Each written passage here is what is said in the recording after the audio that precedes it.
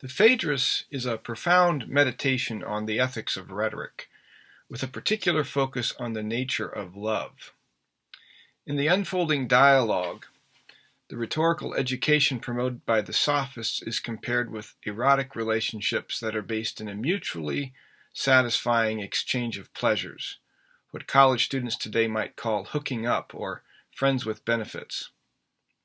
By contrast, Socrates is shown to advocate a form of education that can be compared with the experience of being in love and having a passionate and non-reciprocal attachment to the one who is loved.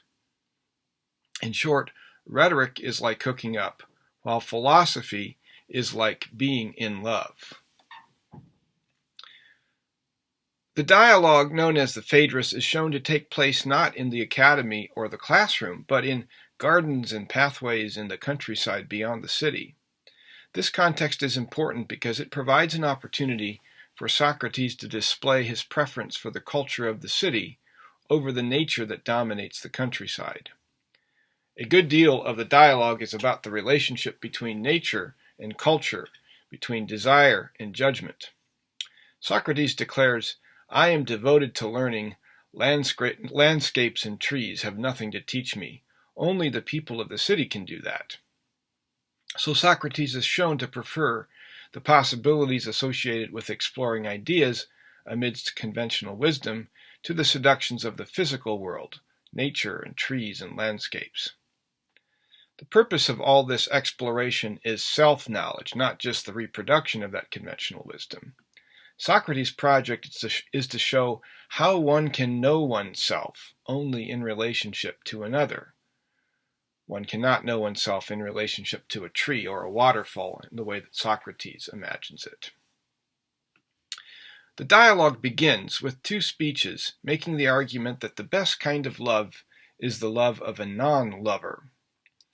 These speeches are sophistical arguments represented by Plato's vision of sophistical arguments, of course, and they are based on pragmatics and the logic of exchange. These are speeches that are seen as speech without love, speeches that make appeals to interest and lust, perhaps, but are wary of what people do who truly love. The first speech in the dialogue is a speech that Phaedrus reads. It's actually Lysias's speech praising the non-lover. This is a written speech concealed by Phaedrus in his pocket, and thus can be seen as a kind of example of his loss of memory, his corruption by pragmatics and formulas, his reliance on the media of writing rather than on his own ideas that are in his mind. It is shown to be a kind of plagiarism, reading someone else's speech. This speech that Phaedrus cribs from Lysias lists the advantages of courting a non-lover. There are no heartbreaks, there is no insanity, there are no unreasonable demands. Free will is exercised rather than passion-dominated action. There's no jealousy, and best of all, we stay in control of our lives. Socrates, as the audience for this speech, pretends to be seduced by it, and then he tries to one-up Lysias and Phaedrus. He's shown to be manipulated into making a speech of his own in competition with Lysias's speech that Phaedrus read.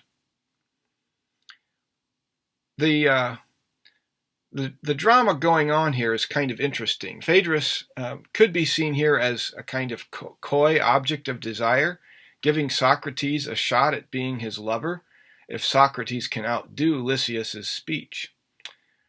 So Socrates is shown to put on a kind of act. He's said to cover his face. We could ask, why does Socrates cover his face? Well, so he is not distracted by his lover, by a real body. He is shown to be performing a speech without regard to the soul of the audience. His speech is borrowed from good sources, but not authentic to himself. It is better than simply repeating someone else like Phaedrus did. It's more an example of patchwork plagiarism, what we would today call patchwork plagiarism, rather than the global plagiarism illustrated by Phaedrus simply reading Lysias's speech. So, as I said before, speech-making is shown in these two speeches to be a kind of hooking up. Speech-making is an act of seduction, not for the benefit of the beloved, but for the goals of the seducer. Speeches are shown to be like non-loving actions, repetitions. Our heart is not in them. At the same time, Socrates is making fun of how taken Phaedrus seems to be with Lysias's speech. Perhaps he is accusing Phaedrus of being in love with Lysias, or maybe Phaedrus is in love with Socrates. Speech-making has made you radiant with delight, Socrates says, one can imagine with a little bit of humor on page 143. Socrates himself professes to be potentially overtaken by love, or at least desire. I will cover my face so as not to be distracted. He is anticipating his own argument to come in the third speech in this dialogue, that love for the other is the best thing. It is hard for him to deliver this second speech in the dialogue as a non-lover, even though that is what he is pretending to do. We can see through all this that love is represented as obsession here in the way that Socrates represents sophistic discourse. Non-love in the sophistic discourse is represented as a pragmatic exchange of service, by way of contrast. We can do just fine without eros, the sophistic argument is represented as saying. Reason-based friendship is just fine. That might remind us of the standard view of Platonic love, which is discussed on page 170. Platonic love we tend to assume is love that is just friendship, love without eros. But of course, this is not what Socrates will ultimately advocate.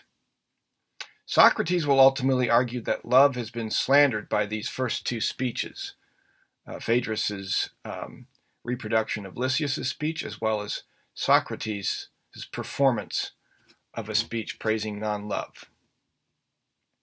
These first two speeches about the advantages of non-loving relationships focused around turning sexuality into a matter of exchange, calculating advantage, not allowing oneself to be taken advantage of, and so on.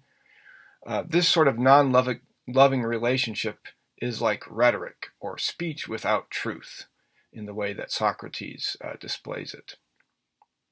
So the third speech in the dialogue is Socrates' great speech about love. In this final speech, which can be seen as playing the sophist's own game of making the weaker argument stronger, Socrates challenges the mere calculation of advantage and advocates for risky, even mad love. How does Socrates rehabilitate madness in this final speech? Well, he shows that madness can be seen as a sign for nonconformity to convention, and therefore a potentially persuasive sign for the truth. Madness is shown to be associated with prophecy, a kind of intuitive knowledge about the future. There is the acknowledgement here that even in conventional wisdom, madness can be associated with religious healing. And so, to the extent that love is understood as a madness in the conventional wisdom, there are these positive attributes that we could associate with love in Socrates' speech. In this great speech, Socrates rejects the option of choosing between love and reason. Instead, he develops a vision of the soul that incorporates both qualities. And here he uses the metaphor of the charioteer and the horses, which constitute together an image of the soul. The wings on the horses highlight the destiny of the soul in the heights, out of space and out of time, undistracted by the daily mundane aspects of life. The loss of wings signifies humans as trapped in a world that is really not their own, not where they belong. The cultivation of virtue will assist the soul in approaching the heavens once again, and in perhaps arriving there through reincarnation. There are, of course, two horses, a black horse and a white horse. The black horse is a metaphor for desire, nature, and passion, whereas the white horse represents restraint, convention, and reason. we could ask, which one of these horses is the real you? Plato's Socrates says that the real you is the work of managing both of these horses in order to get your chariot off the ground. We could use an example here. Let's say your beloved says, I need some time away from this relationship to get some perspective and to remember who I am. What is the right response to this? The nature in you, the black horse in you, wants to say, you don't love me anymore, and I need you, please come with me. And you express jealousy, and you express desire. The convention in you, the convention that wants to protect your interests, wants to say, okay, that's fine, I have stuff to do as well. The problem with the first response, the black horse response, of course, is that it's selfish. It makes the other feel trapped. And the problem with the second response is that it can be seen as hypocritical, false, and also selfish in that way then. It doesn't actually represent the true self to the other. What is the Platonic response that manages both horses? It might be something like this. I understand your need, and I encourage you to take the time you need to figure out what you need to do in this relationship. With this interesting and complicated metaphor, Plato, through Socrates, is suggesting that true love is work, a work of managing contradictory impulses in ways that enable our love chariot to reach toward the sky once again, so that we can contemplate the true beauty in the face and body of the beloved. True love leads both lovers toward the truth. True love lets the other be so as to love who the other really is. True love is not easy, does not come naturally, but also does not come without nature and desire. So that Platonic love is not love without sex or love without eros. It is love that manages to keep passion working together with reason to transcend the limits of passion by itself, or reason by itself. The big question for us is, what does this vision of the charioteer and the winged horses teach us about the passions of rhetoric, our desire for the truth, and how to act rightly through speech? We'll discuss this further in class.